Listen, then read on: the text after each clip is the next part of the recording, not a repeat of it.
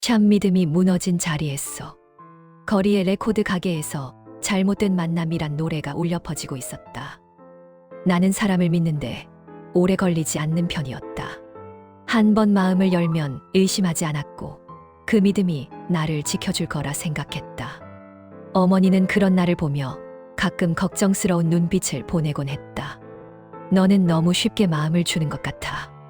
하지만 나는 그 말을 그저 과보호의 일부라고 생각했다. 세상이 그렇게 나쁘지만은 않을 거라고, 좋은 사람들이 더 많을 거라고 믿었다. 너를 처음 만났던 날은 봄이 막 끝나가던 오후였다. 햇살이 조금은 무겁게 내려앉던 카페 창가에서 너는 조용히 웃고 있었다. 공통의 지인이 주선한 자리였는데 나는 별 기대 없이 나왔다가 내 모습에 시선을 빼앗겼다. 말수가 많지 않았지만 내가 하는 이야기를 하나도 흘리지 않고 듣는 눈빛이 좋았다. 그래서 그때 어떻게 됐어? 너는 내 이야기의 사소한 부분까지 기억하며 물었고 나는 그런 내가 신기했다. 요즘 사람들은 대부분 자기 이야기를 하기 바빴으니까. 하지만 너는 달랐다.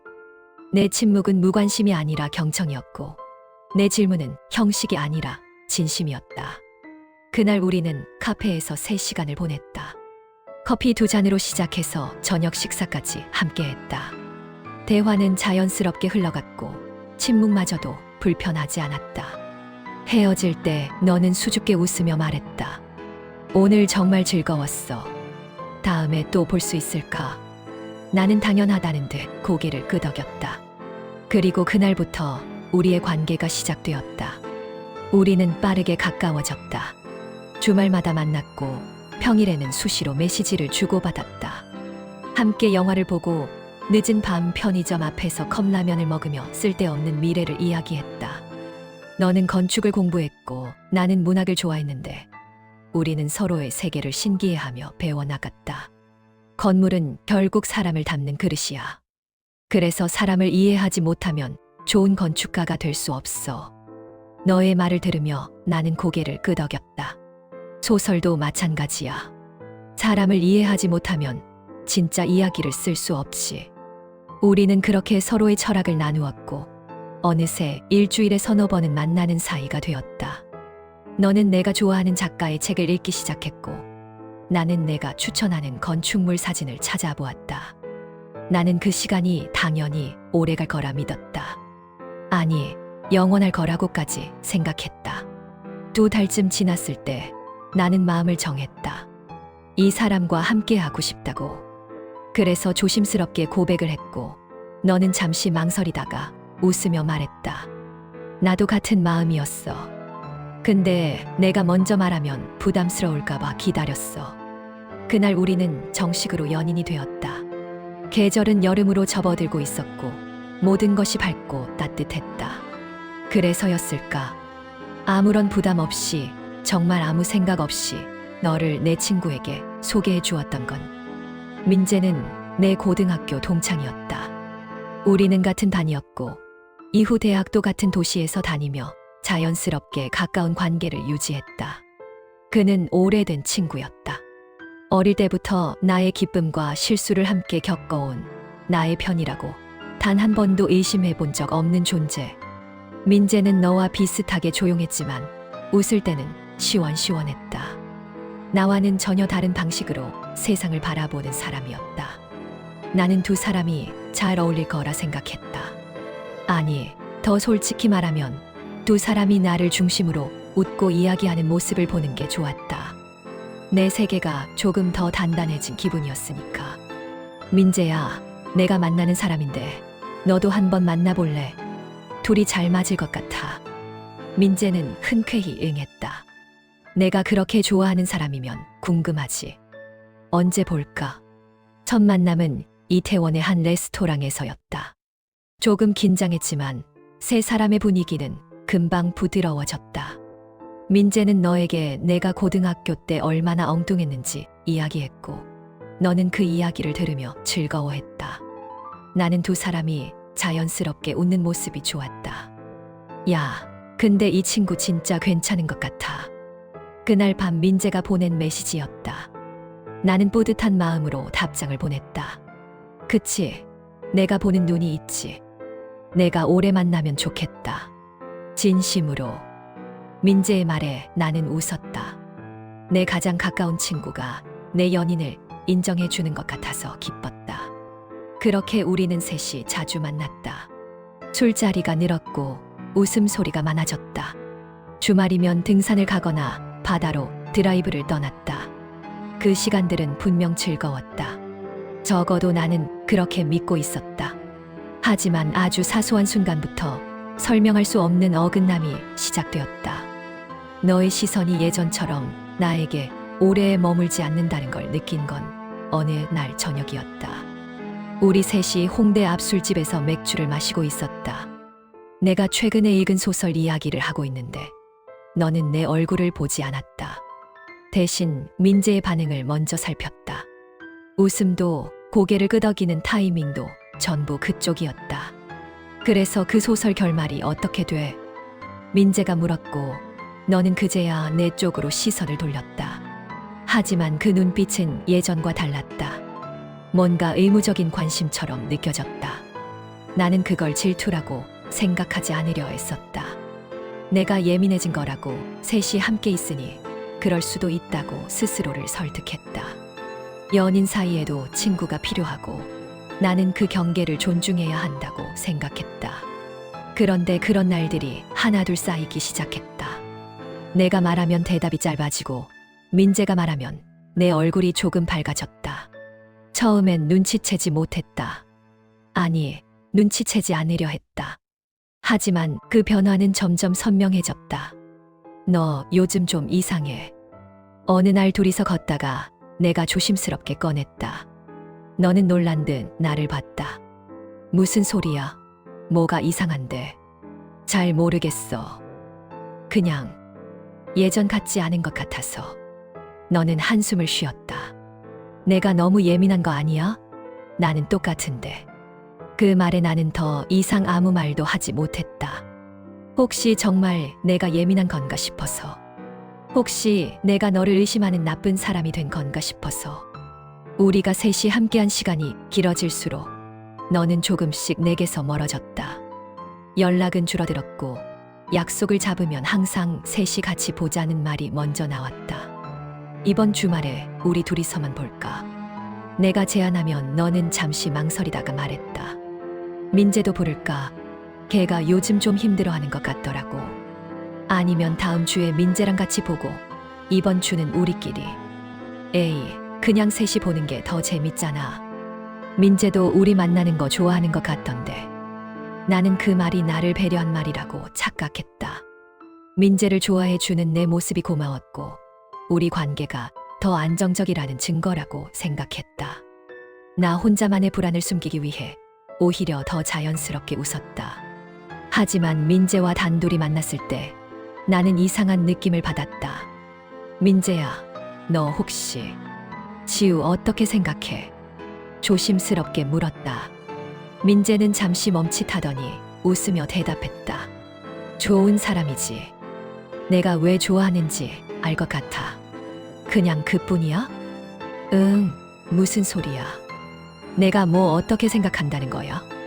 민재의 눈빛은 평소처럼 맑았다. 나는 내가 이상한 의심을 하고 있다는 생각에 고개를 저었다. 아니야, 아무것도 아니야. 하지만 마음 한구석은 계속 불편했다. 뭔가 잘못되고 있다는 직감이 사라지지 않았다. 그러던 어느 날, 너와 내가 심하게 다툰 날이 있었다. 시작은 정말 사소했다. 우리 둘이서 영화를 보기로 했는데 내가 갑자기 민재도 부르자고 했다. 나는 그날만큼은 둘이서 보고 싶다고 했고 너는 내가 왜 그러냐며 이해할 수 없다는 표정을 지었다. 요즘 자꾸 민재를 끼워. 우리 둘이서 보낼 수 있는 시간도 필요하잖아. 민재가 뭐 어때서?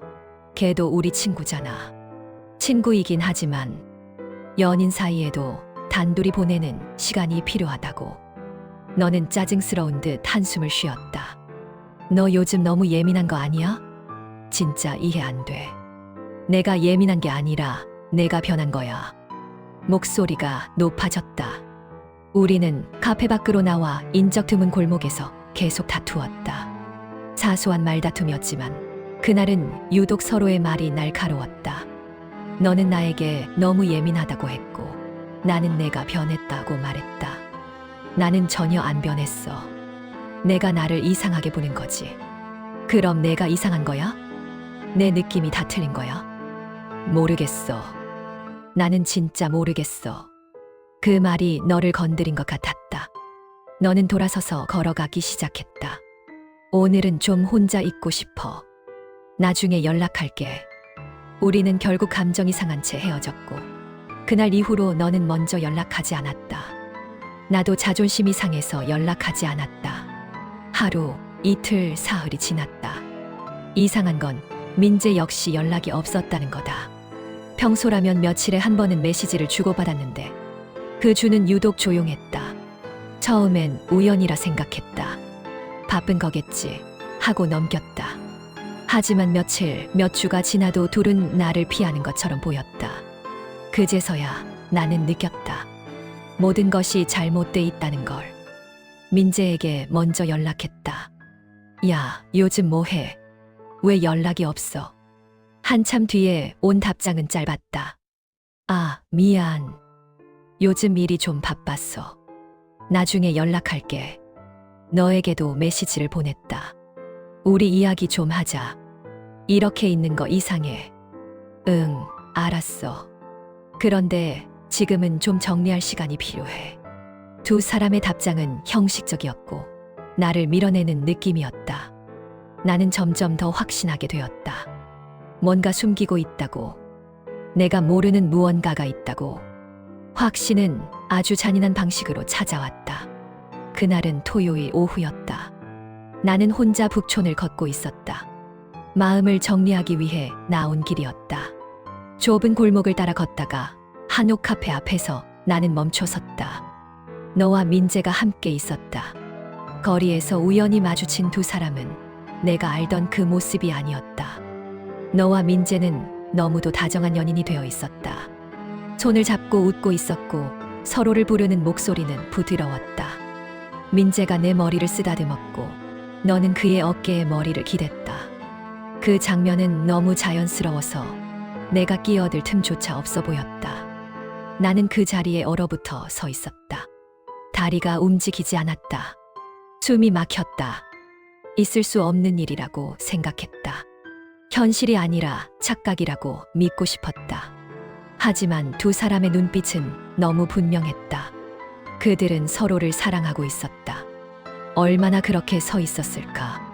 두 사람은 카페 안으로 들어갔고 나는 그제야 비틀거리며 그 자리를 벗어났다. 그날 나는 집으로 돌아와 울었다. 소리를 내지 못한 채 숨이 막히도록 울었다. 손으로 입을 막고 몸을 웅크린 채 울었다. 배신이라는 단어가 이렇게 무거운 줄 몰랐다. 내가 버려야 할 게 사랑 하나일 줄 알았는데 우정까지 함께 잃어야 한다는 사실이 너무 잔인하게 느껴졌다. 더 끔찍한 건 두 사람이 나를 속이고 있었다는 거였다. 언제부터였을까? 처음 만났던 그날부터 아니면 어느 순간 감정이 변한 걸까? 머릿속에서 장면들이 스쳐 지나갔다. 셋이 함께 웃던 날들, 너와 민재가 눈을 마주치던 순간들, 내가 모르는 사이에 두 사람 사이에서 자라나고 있던 감정들. 나는 바보였다. 가장 가까운 두 사람이 나를 배신할 거라고는 상상도 하지 못했다. 며칠 후 민재에게서 전화가 왔다. 미안해. 그의 목소리는 떨리고 있었다. 진짜 미안해. 나도 어떻게 된 건지 모르겠어. 그냥 그렇게 됐어. 언제부터였어? 내 목소리는 냉정했다. 울 만큼 울어서 더 이상 눈물이 나오지 않았다. 확실히는 2달쯤 전부터. 2달. 우리가 함께 제주도에 갔던 때쯤이다. 그때 나는 행복했다. 세상에서 가장 좋아하는 두 사람과 함께 여행하는 것이 기뻤다. 하지만 그 여행에서 이미 두 사람은 다른 감정을 키우고 있었던 거다. 지우한테는 이미 말했어. 아직 너한테 먼저 말해야 할 것 같아서. 그래. 나는 전화를 끊었다. 더 이상 들을 수 없었다. 너에게서도 메시지가 왔다. 미안해. 정말 미안해.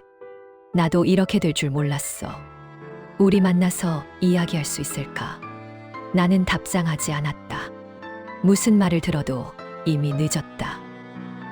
잊어버려. 나의 또 다른 친구 현주가 내 어깨를 두드리며 말했다. 시간이 지나면 괜찮아질 거라고. 그런 사람들은 애초에 내 사람이 아니었다고. 너무 상처받지 마. 걔네가 이상한 거야. 현주의 위로는 따뜻했다. 하지만 그 어떤 말도 이 고통을 덜어주지 못했다.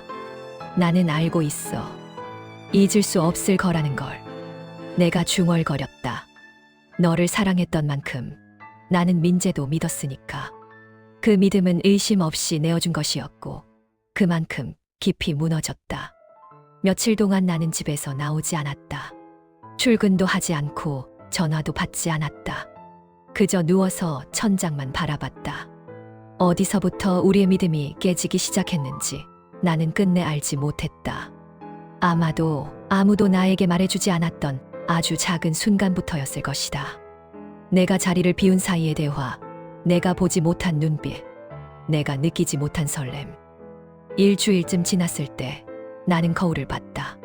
초췌한 얼굴이 나를 바라보고 있었다. 이렇게 살 수는 없다고 생각했다. 무너졌지만 그래도 살아야 한다고. 천천히 일상으로 돌아갔다. 출근을 다시 시작했고 친구들을 만났다. 겉으로는 괜찮은 척했다. 하지만 밤이면 여전히 그 장면이 떠올랐다. 손을 잡고 걷던 두 사람, 행복해 보이던 얼굴들. 6개월이 지났다. 우연히 소식을 들었다. 너와 민재가 헤어졌다고. 시작이 잘못되었던 관계는 결국 오래가지 못했다고. 그 소식을 듣고도 나는 아무런 감정이 들지 않았다. 동정도 안도감도 없었다. 그저 무뎌진 마음뿐이었다. 지금도 가끔 그때를 떠올린다. 셋이 함께 웃던 어느 날의 저녁. 내가 몰랐던 두 사람의 감정이 이미 그 자리에서 자라고 있었을지도 모른다는 생각을. 그 생각이 들 때마다 가슴 한쪽이 서늘해진다. 하지만 시간은 흘렀고 나는 조금씩 변해갔다. 사람을 믿는 것이 두려워졌다. 누군가 가까이 다가오면 한 발짝 물러섰다. 상처받기 싫었으니까. 다시는 그런 고통을 겪고 싶지 않았으니까. 어느 날 새로운 사람을 만났다. 우연히 서점에서 같은 책을 집어 든 것이 계기였다. 그는 밝게 웃으며 말을 걸어왔고 자연스럽게 커피를 마시자고 제안했다. 괜찮아요. 전 혼자 마실 거예요. 나는 거절했다. 하지만 그는 포기하지 않았다. 그럼 언젠가 또 이 서점에서 만나면 그때 커피 한 잔 해요. 그의 웃음은 진심 어린 것처럼 보였다. 나는 조심스럽게 고개를 끄덕였다. 그 후로 우리는 종종 그 서점에서 마주쳤다. 우연인지 의도인지는 알 수 없었지만 만날 때마다 짧은 대화를 나누었다. 그는 급하지 않았다. 천천히 조심스럽게 나에게 다가왔다. 전에 누가 당신한테 상처를 줬나 봐요. 어느 날 그가 말했다. 표정에서 느껴져요. 조심하고 있다는 게. 나는 부정하지 않았다. 맞아요. 그래서 이제는 쉽게 믿지 않으려고요. 이해해요. 하지만 모든 사람이 다 그런 건 아니에요. 그의 말은 단순했지만 진심이 담겨 있었다. 그래도 나는 다시 사람을 믿으려 한다. 비록 그 믿음이 언젠가 또 깨질지라도 믿지 않고 살아가는 법을 나는 아직 배우지 못했으니까. 구독과 좋아요는 사랑입니다.